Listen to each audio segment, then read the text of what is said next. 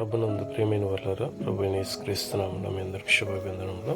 ఉదయకాలంలో కలువరి కృపాసనం మీదకి మిమ్మల్ని ఆహ్వానించుచున్నాను.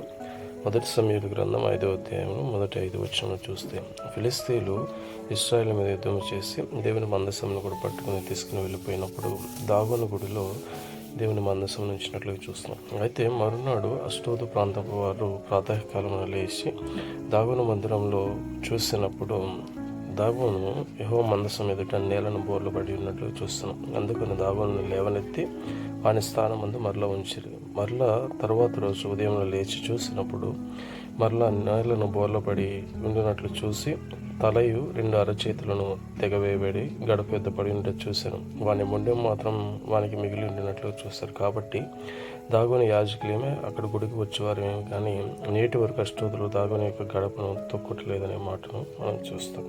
ఆమె